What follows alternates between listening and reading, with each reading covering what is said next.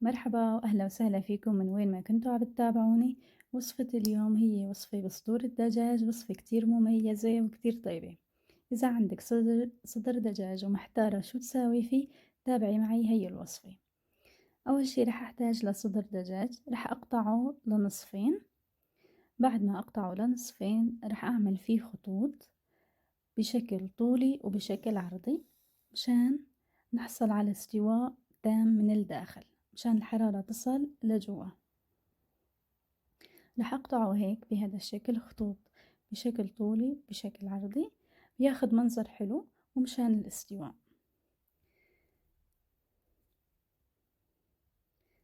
بصير عندي هيك بهذا الشكل. هلا رح كمل القطعة الثانية بنفس الطريقة.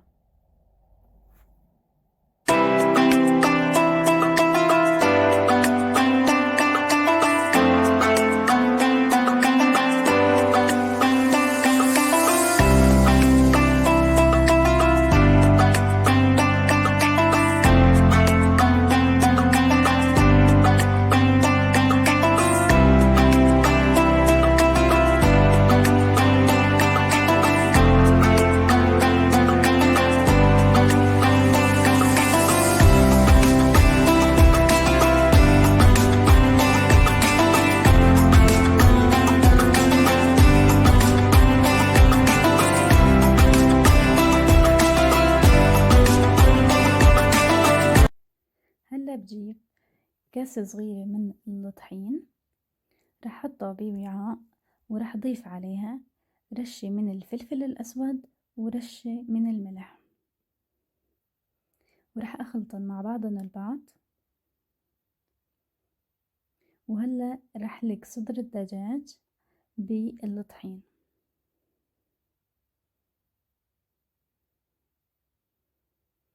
بحاول وزع الطحين على كامل نواحي صدر الفروج من جوا ومن برا. بكرر نفس الشغل على القطعة الثانية.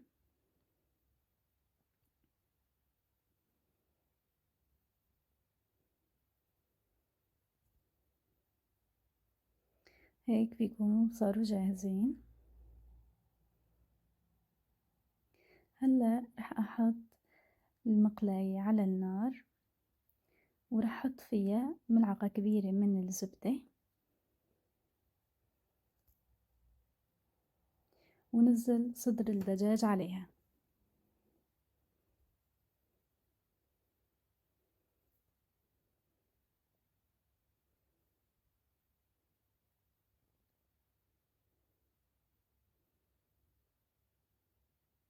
النار متوسطة.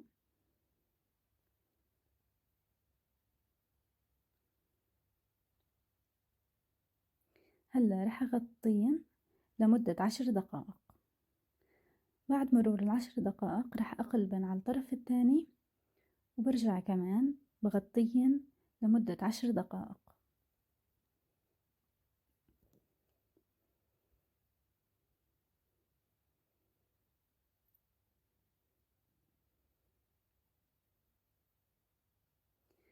هلا هون ما عاد في داعي إنه نغطيهن، راح نقلبن كل شوي والتانية لحتى ياخدوا اللون من جميع الأطراف.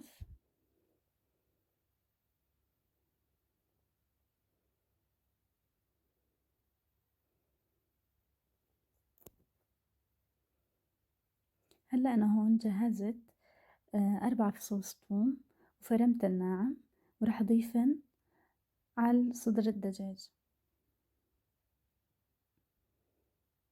حطيت رشة من الفلفل الأسود عليهن، ضفت الثوم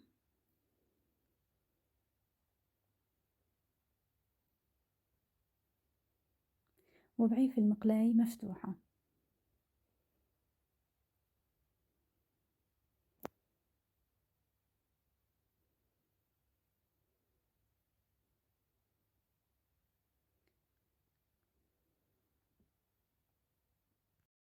هلا هيك أخدوا لون ذهبي كتير حلو من جميع الأطراف وصاروا جاهزين. رفعتن من على المقلاي.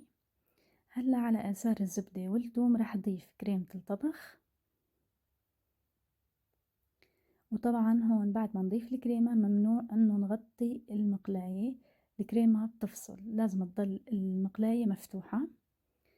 حطيت لها شوية ملح وشوية فلفل أسود، وفيكوا تضيفوا الخضار اللي بتحبوها إذا بترغبوا بهذا الشي. بخليها بس تغلي غلوة وكمان صارت جاهزة. قدمتها مع الرز، وهلا رح تضيف صوص الكريمة على صدر الفروج وصارت جاهزة. عن جد وصفة كتير طيبة وكتير مميزة. صدر الفروج أخد لون بجنن من برا وكتير طري من جوا، أبدا أبدا مو ناشف، والكريمة عطته إضافة كتير طيبة ومميزة. بنصحكم كتير إنه تجربوا هاي الوصفة، سهلة وسريعة وما بدها شي. وإذا عجبكم الفيديو لا تنسوا تحطوا لايك واشتركوا بالقناة، وإن شاء الله ألف صحة وهنا. هذا هو الشكل النهائي، وباي باي.